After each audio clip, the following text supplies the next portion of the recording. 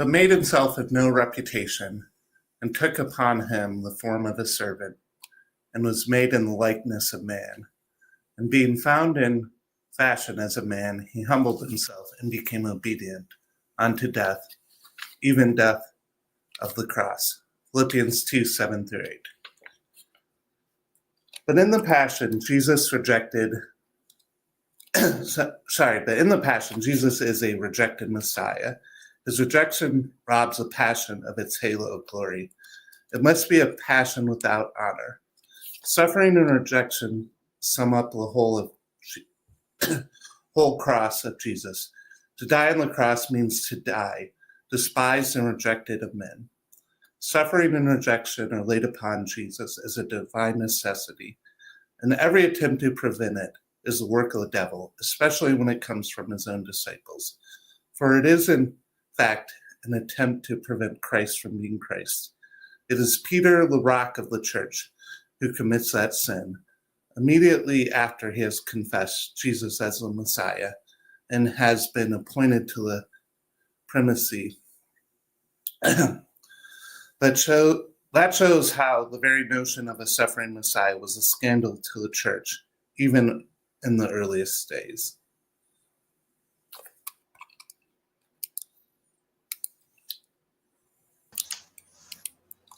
Hi, Sam here. I'm joined tonight by Mark and Zeke, and we're discussing the Cost of Discipleship by Bonhoeffer. I was thinking about this section tonight that we're reading, and one of the things that kind of stood out to me was the connection between wealth and the idea of the rejection of wealth and reputation. And I guess on kind of an abstract level, if I just say wealth, I mean, what do the two of you think of? I mean, gold doubloons. That's definitely got to be first, right? Like material wealth, the ability to, I was going to say almost the ability to do things, to get them done the way you want them. That's usually for me where wealth is. And then of course your spiritual wealth, but that's a second abstraction when you're going on about how rich is your spiritual life, how consoled are you, the spiritual wealth is definitely something I've been trying to get a handle on, because it's really only in that spiritual poverty that things move, but that's a separate topic. Yeah, I would say in terms of wealth, you think of like land and money and stuff like that, but it's never generally just money, because you can have money and be rich but not be wealthy, because you don't. It's kind of it's transactional, right? If the value of the dollar goes down, all the things that you have doesn't actually make you wealthy. It just made you rich on paper, right? Versus like if you own land, as they always say, you can't like make more land unless you're in the Netherlands. Huge tracts of land. So yeah, I mean, it's coming. You got to do it. Yeah, I just like for that. But I do think like there's both like a wealth of knowledge, right, or a wealth of like having friends, or like, you know, you see a lot of people, especially today, where they complain about just not having anyone to talk to, any friends or family or stuff like that, and there's a big lack of that. And then of course you mentioned the concept of like spiritual wealth. I guess for me, I would probably make it look more like in terms of, I think spiritual wealth is a hard one to kind of equate it, like think of. I think of more of spiritual health versus wealth, like how healthy is your spirit, man, versus like it necessarily being wealthy. I understand what you're saying, because you can be, I don't know, that's a tough one. But I know there's definitely, you can think of wealth in that the realm of the spirit and like your walk in faith, because like some people, they're very, like if you're like morally bankrupt, right? I guess would be kind of the opposite of that. Like you'd be spiritually bankrupt if you're morally bankrupt, versus if you're like not. So that's kind of how I would look at wealth. I mean, what was that? There was definitely what's her name? Ayan Hirsi Ali. Her therapist told her she was spiritually bankrupt. Yes. Which is, I thought, a curious term, and that really got her searching on her way, right? I just know for me that spiritual wealth, when I think of it, is consolation, being filled with God's presence and knowledge of it without the coldness. Okay. I can't remember the level of the interior castle that St. Teresa of Avila goes about, but there's a level in the spiritual journey, and St. John of the Cross talks about it, the dark night of the soul, where you're bereft of all that wealth and you're completely poor and you have nothing left but obedience, which kind of gets back to basically a lot of Bonhoeffer ideas, which are very resonant with that. But the spiritual bankruptcy is definitely, what does that mean? Does it mean you have nothing in your beliefs, in your propositions? Like they don't cohere? What is that? Yeah, Sam, I don't know. That is quite a thought. I mean, blessed are the poor, for theirs is the kingdom of heaven. I mean, I think that definitely gets at the idea of spiritual versus material or maybe reputational wealth.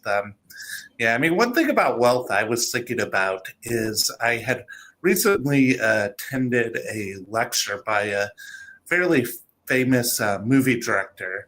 And one of the things he said was, well, I mean, I think friendship is more important than material wealth, because like if you're stranded and you're in a desert or you're somewhere where you don't have resources, I mean, friends are going to help you a lot more than having like cash or gold or something like that. I was thinking about that. It's like, I mean, that's not untrue, but at the same time, what he's kind of talking about is the idea of maybe friendship as an asset, which, I mean, I guess we all kind of need that. I mean, no one does things on their own, but at the same time, I mean, that's really what he's saying, is that reputation can be more valuable than material possessions. I think of like politicians a lot of times, for example, they're not necessarily materially wealthy, but they have a kind of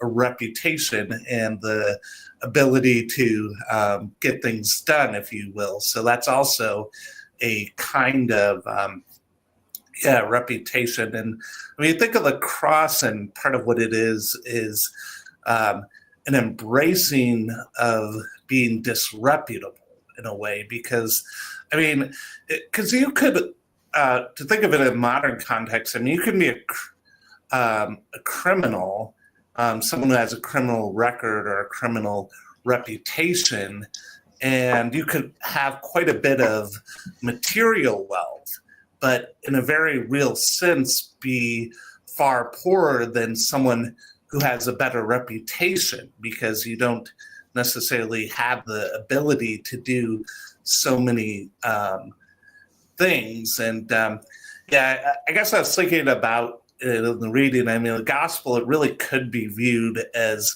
sort of a descending downward reputation spiral in a way, right? I mean, you have God, he's in eternity, he becomes enfleshed, he becomes in a temporal form, and then he is born into what seems like, from what I can tell, kind of a middle class life, and then he becomes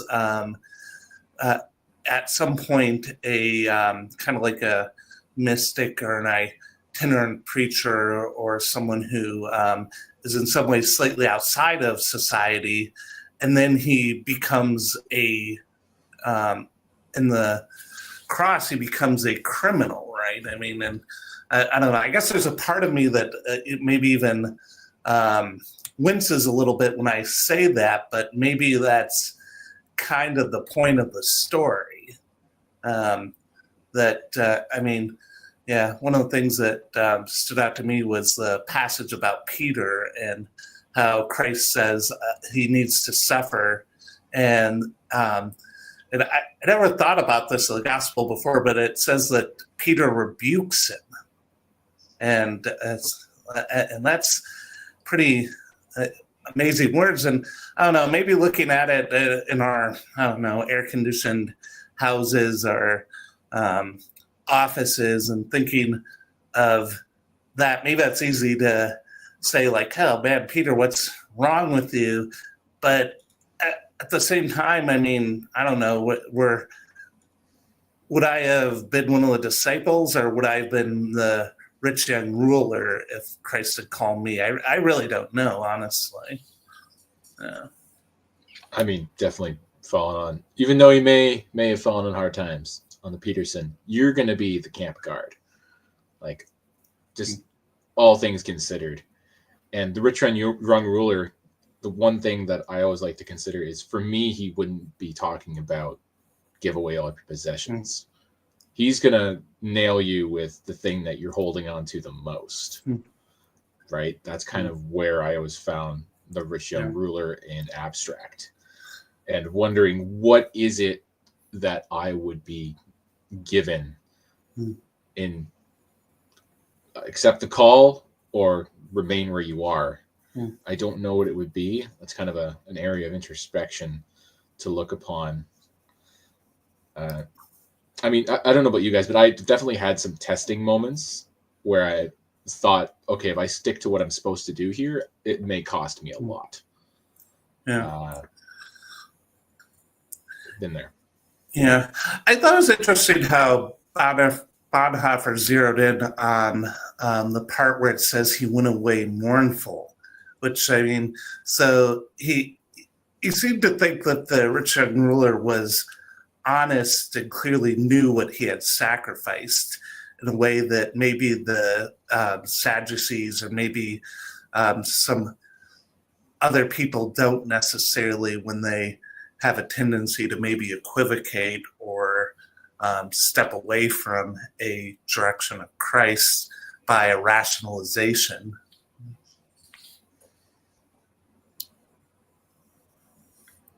Yeah, it's interesting because we from another book club I do, even though it's a secular one. You may have heard about it, but we were reading Mere Christianity, and he doesn't mention the rich young ruler by story, but he does talk about like charity and giving, and like he says that essentially in C.S. Lewis's mind, if you're not giving to the point where it could make you maybe rethink your finances, or like if it's just too easy to give, you're not giving enough. And I guess I'm sure in that kind of era, like the post-World War II era, that was probably something that was probably controversial at the time, because like I'm sure a lot of people were like, hey, I'm just getting by, whatever. Why should I be, giving away money to people when I don't have much money to give? And I guess that's kind of the same mindset where we're just conditioned to think, well, we have to take care of us, and like, but also take care of us means have everything we want, and then like do whatever we want and whatever. And then if you're kind of not feeling any inconvenience whatsoever, then you're not like doing enough. Now, I don't know if that's necessarily, that's obviously a little different than the rich young ruler, because he didn't give up anything, right? And I have the quote from Bonhoeffer. He says, in this, the young man was quite honest. He went away from Jesus, and indeed, this honesty had more promise than any apparent communion with Jesus based on disobedience. As Jesus realized, the trouble with the young man was that he was not capable of such an inward detachment from riches. So for him, he just didn't want to give up anything, is kind of how Bonhoeffer sees it, which is pretty much the correct, I guess, interpretation. But I guess it's hard for people, to detach from anything. I think that's maybe a better takeaway than just like, oh, he was super rich and wealthy. I'm sure a lot of people could look at it from a socialist or a Marxist lens, like, oh, he's just another rich guy, another billionaire that doesn't want to give any money, and he wants to kind of hoard out all of his wealth. I don't really see it as that being the thing. I feel like he would, if he could have said, well, I'll give up, like, if he just said, give up 20%, right? Or 15%, whatever the standard tithe is, whatever, he might have said, okay, that's a good deal for salvation. I'll take that deal, right? But he was saying, more that it wasn't just that, right? And so I think that was kind of whereas like an Abraham, right, when he has to give up his son, is what he was promised to him, right, is Isaac. That was everything to him, and he was willing to make that sacrifice. He took that deal, and of course, God rewarded him for that. So sometimes it's not just the actual giving up. It's not like that God wants to make you poor per se. It's not God's like saying, "Hey, I want to take away your children, your money, everything, and just like throw you to the curb, and you're going to be just this beggar walking around." But you do have to be at least willing to give that up, because you trust God to give you what he says he will take care of you, right? And funny enough, I'm a few days behind in the rosary in a year, And weirdly enough, the reading for today really coincides with this, talking about how the friar, and he went with a senior friar in a mission in South America, and they got stopped on the street by some guy, and the guy just keeps monologuing to them. 5 minutes passes, 10 minutes passes, 20 minutes pass, 30 minutes pass, 40, and it goes on for about an hour until the sun goes down. And the guy's like, "Oh yeah, I gotta get going." And he says to the senior friar, "So is that what we just do here? We just let them talk?" He's like, "Well, I don't have much to give, but I can listen." So that wealth is something that he has to give, even if it's inconvenient to him. And that kind of that sticks by me constantly, of what do I have to give even when it's not money? Because like we've been saying here, wealth comes in many forms, and often we don't recognize the wealth that we ourselves possess because it's simply at our disposal at all times. And only when someone who's lacking comes do we recognize how much that we have and maybe how much we can give them.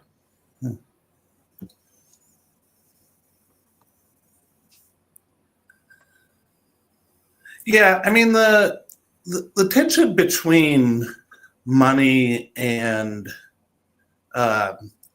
surrender, I mean, it's definitely there. And I guess it was something that I've been thinking about in relationship to maybe some other TLC things, where it's like, I mean, if someone comes to me, and not that I would be an expert in this by any stretch or even close, but they say, "Hey, I want to follow Christ.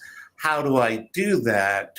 And I mean, maybe it is giving away all their possessions. And I mean, I do think there's a way in which, I mean, so in the gospel, Christ says, I mean, in the resurrection, people are neither married nor given in marriage. And I think of that, and there is a way, I think, in which people who are called to a spiritual vocation are kind of sort of, they're living out kind of eternity at an accelerated rate. But at the same time, I don't think that what Christ is calling most of us to do is to give up everything that we have. Like, I mean, I think of myself, and I mean, not to sound like a sad middle-aged person too much, but like, there's a way in which if I was just like, no, I'm through with having a family and trying to maintain a house and having a profession, and I'm just gonna sell my stuff and go travel, or go check into a monastery and just read and meditate and live the rest of my life that way. That would be kind of an easy way out, in a sense. Because I think where Christ has called me is to be a father and to be a husband, and to even, though it sounds routine, until AI blessedly or cursedly takes away my profession, to be an accountant. Yes, I was thinking about these tensions and the sort of, I mean, one of the things that Bonhoeffer says is the impossible possibility of following Christ. Yeah, it's giving up the world, right? And dying to yourself in your vocation. And just because your vocation isn't to become a Franciscan and wear sandals, it may be getting up in the morning, and when your wife can't do it, getting the baby ready to go, right? It's when your family member can't do something, you get up and do it. It's, God, I am so tired, but I have to do this. It is a struggle. And in those times, you wonder, is that suffering? Because I'm not getting my hands nailed to a cross, but it is. It's still suffering, right? It's not our place to judge whose suffering is worthless and whose it isn't. And I'm definitely more and more willing to say that I do suffer, Mhm. but that it's hopefully I can offer it up for others so I can be united to Christ in that moment on the cross. Because we're closest there, and man, it feels the worst. Like you put in the chat before we started here about Psalm 22. And when we're at our lowest is when we're most in communion with Christ, and it doesn't feel it. You don't feel it, right? It hurts so much. He descends into atheism, and I descend into atheism every time it hurts, because it does feel like an abandonment. Yeah. Yeah, I mean, you talk about the suffering of the cross, and we think of suffering, and obviously there's physical pain, but it's also the suffering of being separated from God. And I mean, I think of the creed, and I mean, when it says Christ died, I mean, and part of that means that there was a physical body that had given up agency, but it also means that he experienced separation from God. And I mean, he descended, right? I mean, that's the language of the creed. And it really is, gosh, something to think about. Yeah. Except when I descend, I'm not harrowing hell. Yeah. What about you, Zeke? You've had it. I'm sure you've had suffering before. We all have. But do you Oh, feel of course, that? Do you ever suffer feel every that? day. That's I suffer every separation. I mean, that's I suffer these fools. I may be young and careless, but I do suffer every day in my own way, of course. But of course, like I think I would add in a serious note is like, you know, for some people, like certain things, I don't know, it's hard to, I guess, kind of fathom, but like obviously what we have today, we live like kings compared to 100 years ago, 200 years ago, so on and so on, right? So for us, we might suffer genuinely because we can't, you know, watch a baseball game or do this or do that, whatever, these little small things. But, you know, a couple hundred years ago, they would say, I wish I could have what you have, right? But the baseline has shifted so much every time, kind of like how dopamine works. Like, it just, the baseline keeps shifting. So obviously what you might see as just normal living, someone else might be suffering, right? So I try to be less judgmental towards people that might say, oh my God, I'm just not having a good time because I don't have my coffee or this or that. Because yes, it may be trivial, whatever, but everyone has different things where that might just be why they say they're suffering, but maybe they had other things going on in their life that kind of compounds that suffering, right? Where whether it's a broken relationship, divorced parents, et cetera, whatever it is, all those can add into that. So you might say, well, this is the symptom, but really it's not the actual problem, the root of that suffering. So I tend to have, I'm doing my best to have more charity and compassion for people when they say that they're suffering about simple things, because that's not always the full, I guess, the full gamut, right? And then you mentioned like we're in most communion with Christ when we're suffering. Like he says on the cross, God, why have you forsaken me, right? Like that's a very kind of a crazy thing to think about, because, you know, he's Jesus. Why would he have any sort of doubt? Even if it's not a true doubt, whatever you want to look at it, but like that's a crazy thing for him to say, right? And so if he can say that, why wouldn't we be? It would be very normal for us to have those same kind of thoughts, right? That is part of the journey, unfortunately. So, but yeah, that's what I would offer. I mean, I don't know about you guys. When we do the Triduum, at least one, I don't remember which of the three, I think it's sometimes on Good Friday, you do the call and response, and it's Psalm 22, my God, why have you forsaken me? And it's the whole congregation. And it kills me every time. That whole Good Friday service where we call for him to be crucified, like we go back to being the guard, and it puts us in that spot each year to remind us we crucified Christ every time we sin. Every time we do it, it does it over and over and over and over again. That one always is the worst for me. The worst in terms, like, you feel it more than you normally do. You're thrust into it. I do agree deeply with the sympathizing with people and their trivialities, because I have trivialities. That coffee was holding me together. When I gave it up for 40 days, It killed me. I died. Like, I was so. You don't know how much the little thing in the morning is holding you back from just crying because it just hurts so much. And I have to drink this damn leaf water. Are you kidding me? I want warm bean juice. Mark's takeaway from the Cost of Discipleship was, I'm not going to do it anymore. I'm not going to be like what any of those petty bourgeois with their caffeine intake. I'm done. No.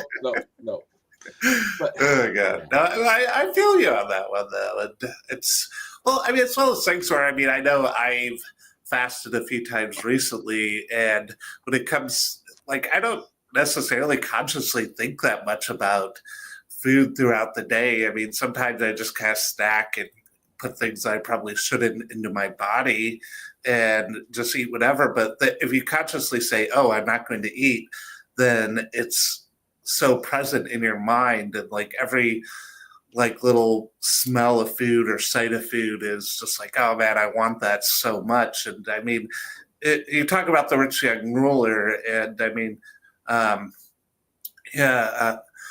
what Bonhoeffer has to say about it is the point was putting him into a space where he could have faith. And you think of like the idea of manna from heaven, and the idea of God as a portion. And I had actually I've got up here on my computer here the lyrics of "Be Thou My Portion," and I think of like the middle line where it's "Riches I heed not, nor man's empty praise. Thou my inheritance, now and always. Thou and Thou only, first in my heart. O King of glory, my treasure thou art." And I think of that, and like, I know it's kind of old English language, but it's one of those things where, I don't know, it's it's kind of like, bear with me. I think of the idea of wedding vows, and they're not a contract in any recognizable legal sense. But what they are is they're a goal. And I think of the words of that song, like, I don't care about my reputation or money. You're my portion. And I don't know how well I believe that, but I know I want to believe that. No. Sorry. Part of what comes to my mind when we're talking about this poverty is the end. I think I probably mentioned this before, but I'm going to do it anyway because it's in my mind.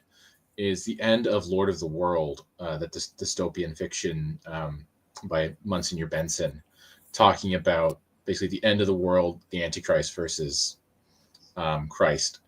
And part of it is that the church has basically continued to contract and contract and contract until it's basically a bunch of, because it's Catholic fiction, it has to be a bunch of cardinals in a room with the Pope. That's all it is. That's all that's left. And they're in a little cave in Jerusalem, and they're doing mass, where the whole of the world is assembled outside, ready to bomb them, because it's the last holdout. And the book ends on that note, where he basically does the Eucharist, and it just ends. It just is, and the world passed and the glory of it, where it ends in total weakness in the way that we don't understand and we don't want, because it's alien to our sensibility.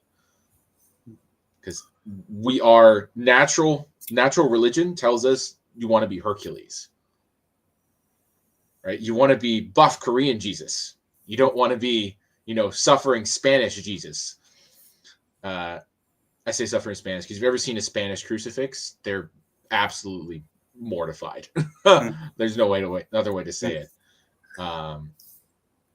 That sort of alienness is very hard for us still to get over. And putting Christ as our treasure is very difficult, because Christ is suffering. So suffering is going to be your lot. If you're going to fill yourself up with Christ, which is suffering, it's not going to be a wealth that you can understand in the world. We're side tangent. This was brought up about MAID recently in Canada, not in Canada, but commenting on it, that one of the great harms of euthanasia is taking people out of their suffering and not allowing them to experience it and offer it up for others. That you're taking the closest they can get to Christ away from them, if they're willing to embrace it. It's a very dangerous thing to say, Mark. It's a very dangerous thing to say. You're gonna get canceled for that one. It's the one thing I'll allow myself to comment on in this country. Because at least I have, I at least have the hierarchy behind me.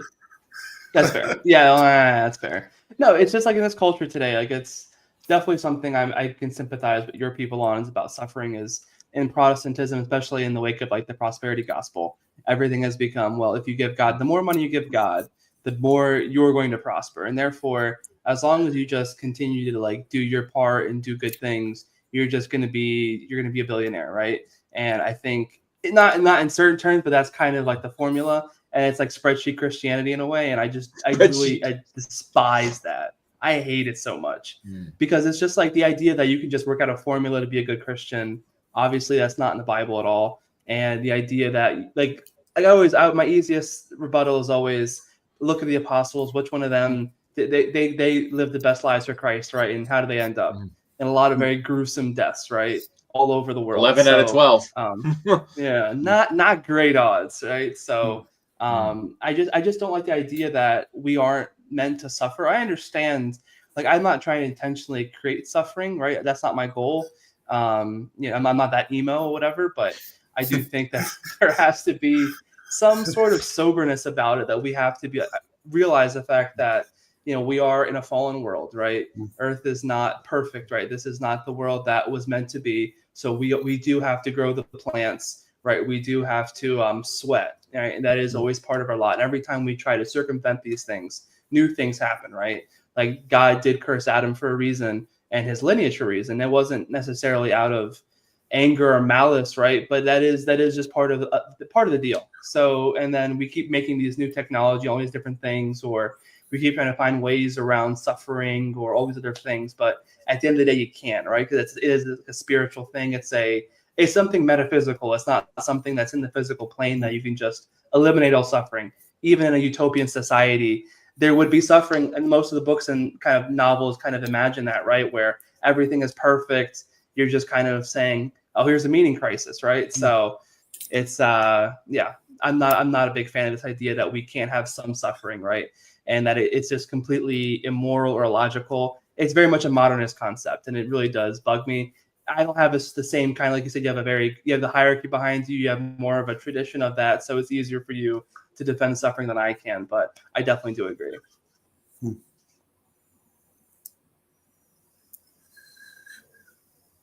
Yeah, I mean, there is definitely, the idea of the hedonic treadmill. I mean, the idea that you try to constantly eliminate suffering and seek pleasure, but it doesn't put you in a better position. I think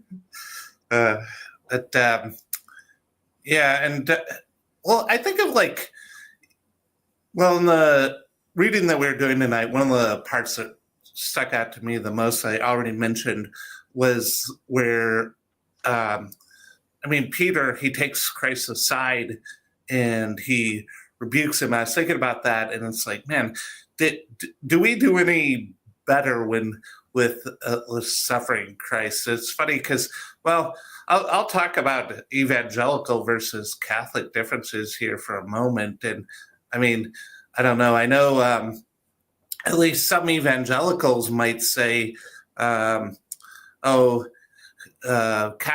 like they're following all kinds of things, but they're not necessarily concentrating on the gospel. But you generally don't, maybe Redeemed Presbyterian in Detroit aside, you generally don't see Christ suffering on the cross as an image in Protestant churches, especially the megagelical churches. I mean, the big box churches, if you will. Are crucifixes really that rare?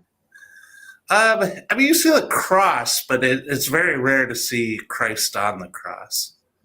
The idea is that because he is risen again, why would you portray him as on the cross because he's off the cross? That was very much drilled into me. So, yeah. Yeah. I don't know if I've ever heard it stated a doctrine quite like that, but I mean, that makes sense to me, that as an idea. But no, I mean, the suffering servant, though, I mean, that is a hard pill to swallow. One of the other things I thought about was there's a fairly well-known megachurch pastor who had, I heard him talking about Christ's suffering once. He said, well, Christ, he put himself down once. It was like a firefighter or a police officer suffering for a victim. And when he comes again, he's going to be, I'm paraphrasing, but I don't think even Mark Driscoll would have any problems with this. He's going to come again as a badass. And I think about that, and there's a sense in which he's not wrong if you read Revelation. But at the same time, it's like, I don't think that's the message you were supposed to learn from that. It's funny, in Revelation, he's still the lamb. Yeah. Right? He doesn't become the lion. It's always the lamb being sacrificed in front and like before the throne, which is our salvation. It always goes back to me, well, not always, but for this one, when you do the liturgy and you hear the Agnus Dei, Agnus Dei, qui tollis peccata mundi, miseria nobis, right? The Lamb of God who takes away the sins of the world, have mercy on us. That the image of the suffering innocence is supposed to give us that strength that we ourselves can unite to that suffering innocence because he did it first. And just like the ascension, we go where he goes. Because he went to the cross, we go to the cross. And because we go to the cross, we too can rise and ascend with him. But, I really liked what you touched on at the beginning here, that sort of descent in Christ's life of rejection, condescending. You start from the immaterial, all-powerful, to the flesh, to the family, to the itinerant preacher, title tie-in,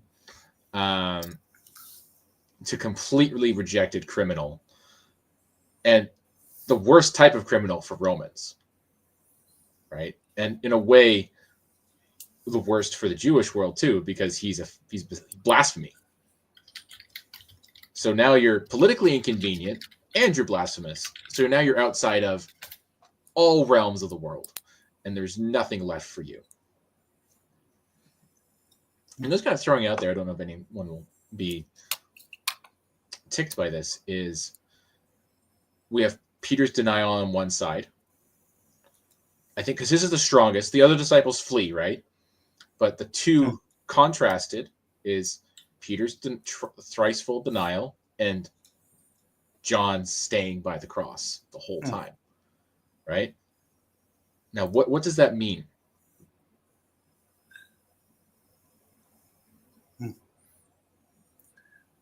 Yeah, I mean, the phrase that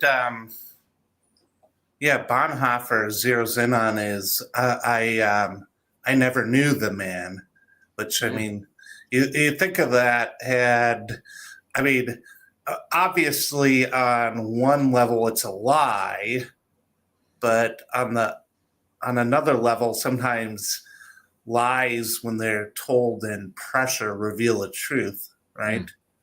So, and I mean, it's something to think about, where, I mean, well, it's one of PVK's hobby horses. Now will you renew the kingdom, right? And I mean, and you think of how the disciples, they didn't seem to get the message, and you hear that and you think, man, what hope is there for any of us? I mean, if the disciples had walked with Christ literally, but they didn't quite figure out what was going on. Yeah, and maybe even pile on top of this. I mean, you guys are evangelical, so take with this what you will. Peter's the prince of the apostles. He's the one upon which the church is built, right? He's the Petrine office. It's not John. It's not the one who stayed faithful the whole time. It's the one who rejected and repented.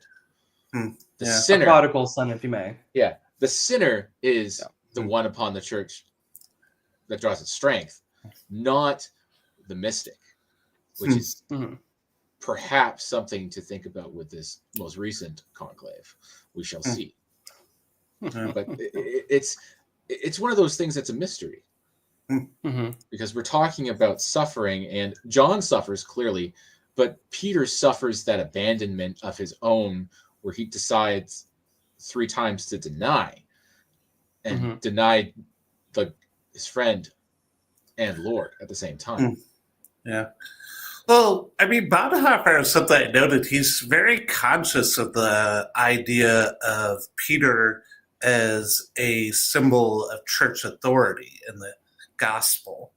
And I mean, what it means that, I mean, the church struggles, and even after the resurrection, I mean, Peter, he returns to his vocation, right? I mean, there's a sequence where he's fishing, and I mean, I guess you think of that, and I mean, you think of that in contrast to, I mean, one of the things that Bonhoeffer talks about is the different callings in the scripture, and there's the calling of the disciples, but another calling is the calling of Jesus to Peter to walk on the waves. And I mean, that is a very vivid metaphor, the idea of Peter outside and the boat and nothing but him and Christ. And I mean, it really is, I mean, the conditions for faith, right? I mean,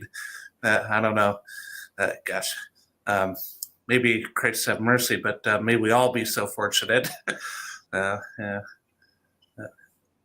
I think that might just be what you're talking about, right? Like, in order for us to truly have faith, we have to be in the position to need to make the leap and the decision of where we're going. Faith without being tested is very little, right? Courage is where all the other virtues are tested. I've definitely had at least one argument with someone very close to me where I thought, if the next word out of my mouth is what it should be, everything is done. And I'm just going to put it out there and see what happens. It ended up working out, but you know, my heart was pounding. Like, this is not going to go well.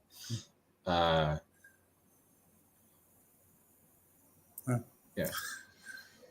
I mean, where do you see, I mean, we could talk about the Gospels. I think there's a lot there. We could talk about Bonhoeffer, but where do you see people in your life being tested, maybe, or being examples of suffering? I think my dad, definitely. He's the only one left. Both his parents suffered and died long, painful death, first through Alzheimer's and then in a nursing home, and his uncle, same thing, kind of being on his own and not knowing how to rely upon his own family. My unfortunate comment to him, which I've never said, but he spends more time with the dying than with the living. And he's still dead in a way. He's still in the tomb with them. And you can see it's very, looking at your father age is an interesting thing, because when I look at my sons, even though they're very little, I see them getting older. I can't imagine them being older, and I can still see them as young as they were. But with my father, I can always see him the age he is. I don't see him the way he was when I was a kid. And I don't know what that means, but I can see the suffering etched on his face. Yeah, I think of my grandmother, who my grandfather, he was terminally ill in the sense that he had a stroke in never recovered and lived with a debilitating condition for probably close to 10 years. And yeah, I just think of her taking care of him, and I don't think I ever heard her complain even once. Um, she just seemed positive and, I don't know, happy to be with my grandfather. And yeah, maybe sometimes she was unrealistic about his recovery, but she just, I don't know, just showed him so much love and was so much of service to him. And yeah.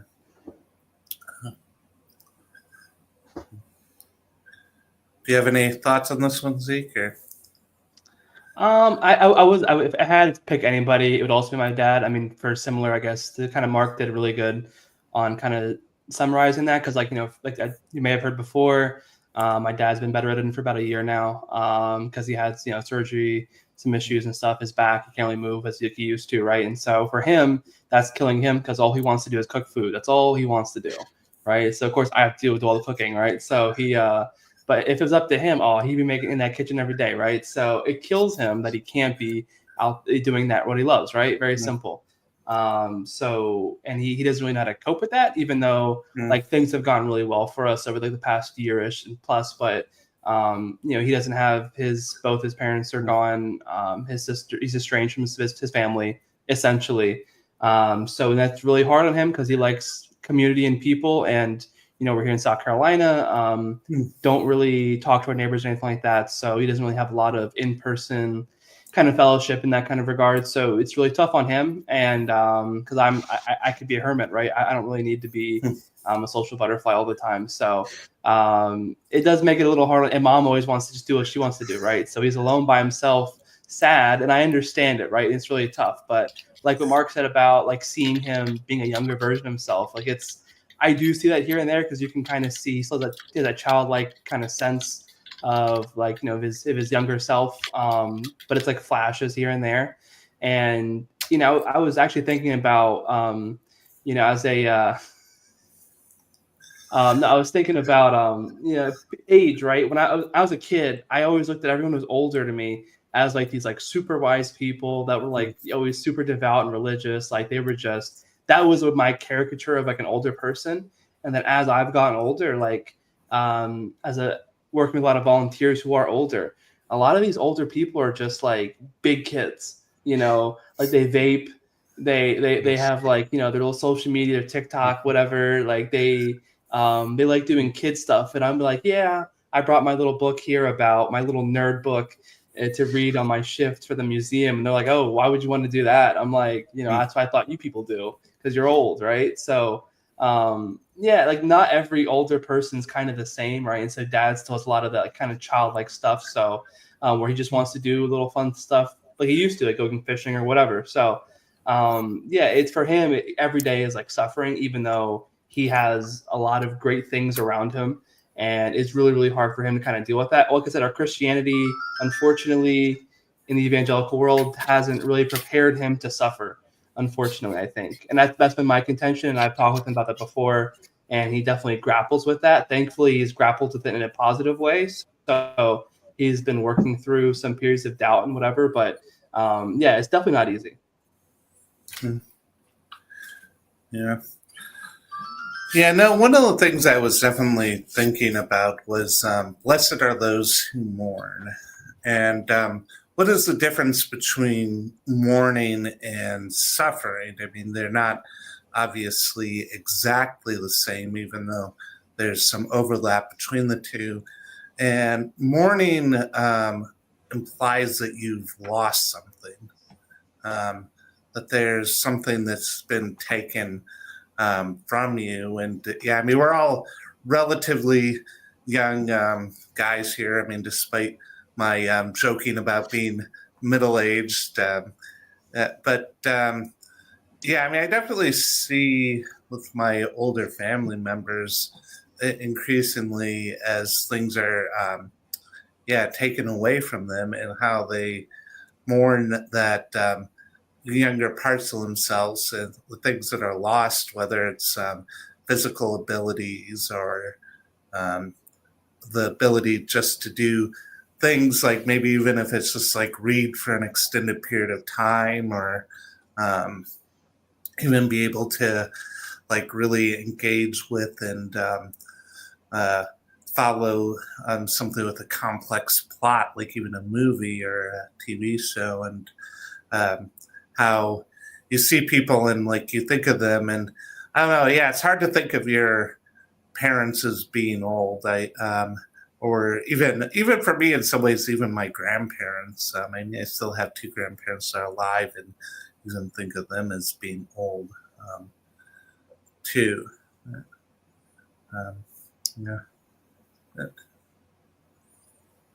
I mean, as we get older, it's the bitter tang of regret, right? It's a flavor you don't really understand until you're older. I mean, I say this as if I'm 55. I'm not. I'm 30. I'm 34. But the world looks a lot different at 34 than it did at 21. Things look a lot less open. But I think I kind of want to leave it there, actually. Yeah. Well, I mean, I think part of what that is, though, at least I see it with myself, and I mean, despite the joking here, is the idea of increasingly being in a position where you're in service of others. And I mean, it's easy to think of that. And I mean, I was talking about the idea of dropping out of society, so to speak, and the whole, I don't know, eat, pray, love kind of fantasy idea that, oh, I'm just going to leave my house and go travel for a while. And I mean, I don't know, maybe if you're in well, I don't want to sound like I'm endorsing Elizabeth Gilbert. I think that's her name. But yeah. Never heard of her. Yeah. Okay. I'm surprised you never read Bad Religion. But whatever, side tangent. So, yeah, Ross Southett writes a lot about her in that book.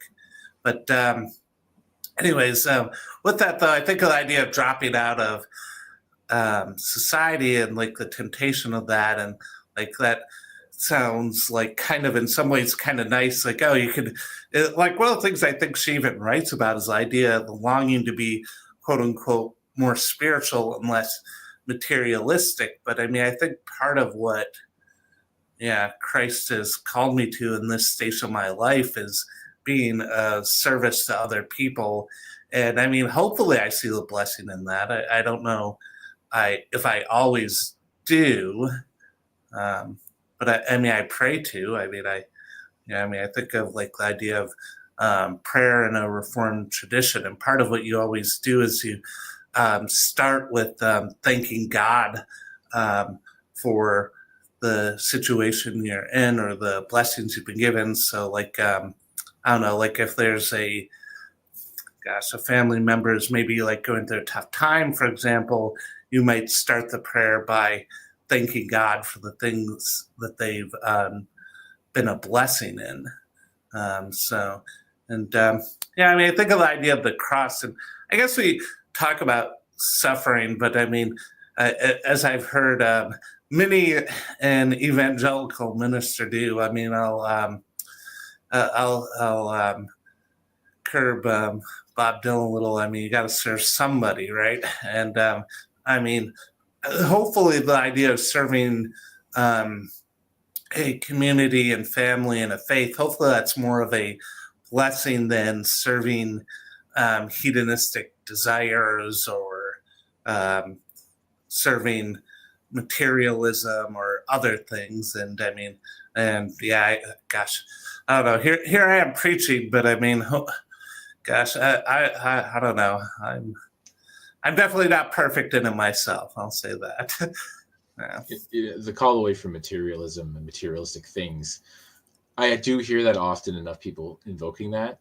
And I haven't had the opportunity to rejoin, but the one thing I want to say is, what do you actually think you'll give up? Like, what is it? Do you think that you'll give up your yoga? If something was actually going to impose upon you, what if it told you to do things you don't particularly like? that will cause you to, like we talking about this whole thing, to lose status, to go farther down the hierarchy, right? That you're going to say things that people are not going to be comfortable with. Yeah, I mean, you talk about the calling of Abraham, and I mean, the idea is that not just that God speaks, but God speaks back sometimes, and he kind of says things that aren't convenient and challenging. And I mean, the idea of the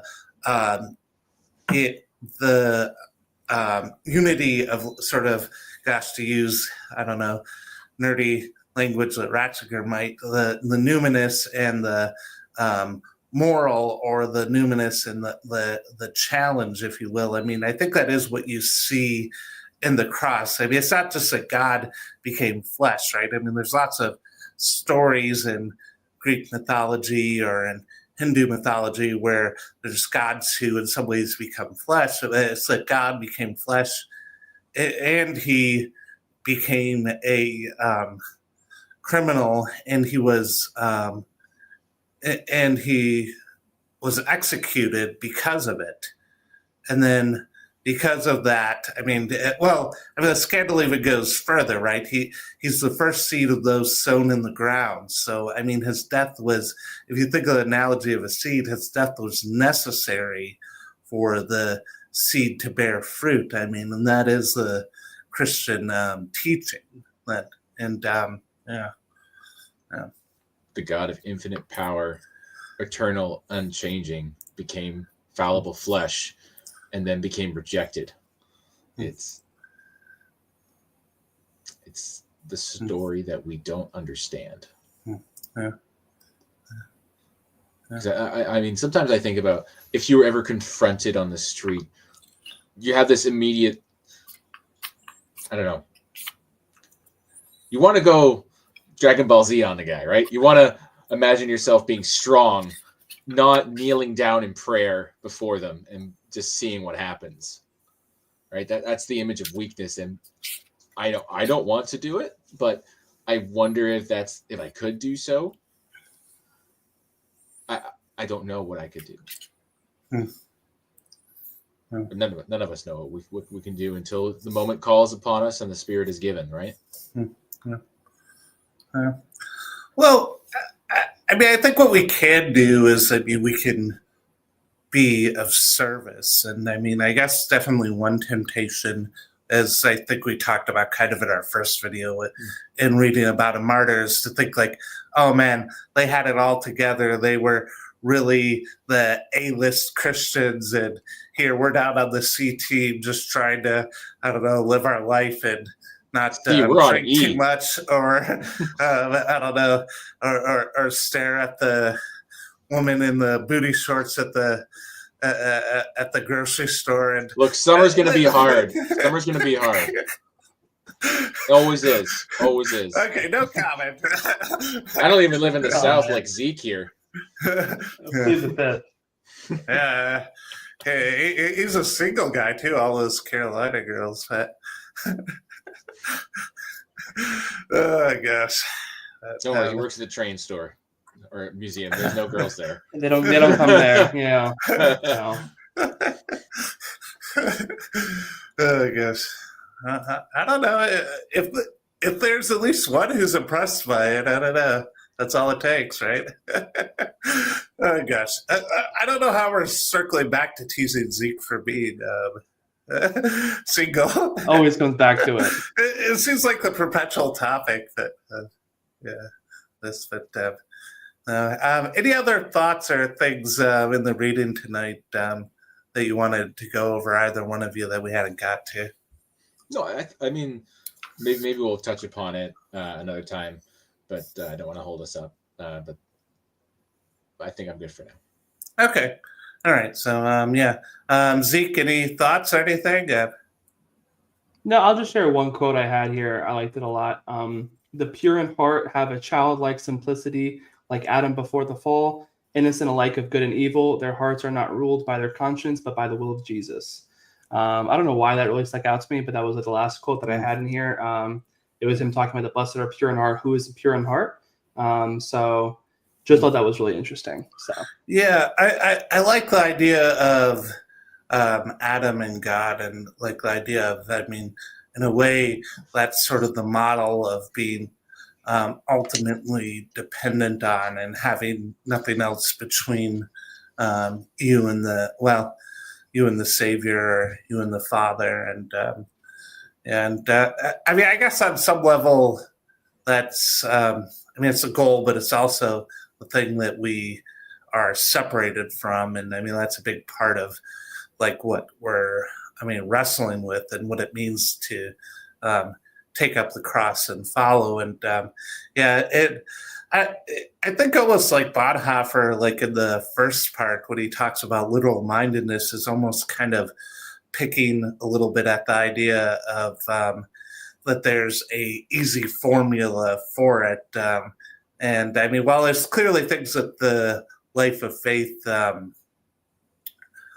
requires, it's also not something where it's easy as saying, okay, sell everything and let's get going here too. I mean, because I mean, I feel like, well, to think about like what we discussed in the first part of in the first video in the first part of the book series, I mean, God's clearly, whatever it means to be called, I mean, it's, I mean, there's a challenge, I think, in some ways of living in sort of, I don't know, to use cliched internet language like late modernity, and figuring out what it means to follow Christ in that. But I think it's definitely a worthwhile endeavor. And I mean, I guess I feel really blessed to have people who are thinking about this with me, and reading books like The Cost of Discipleship with me. So thanks for everything. All right, and I'm going to end the stream. It doesn't look like anyone's watching, so I don't think anyone wants to jump in and get comments. So.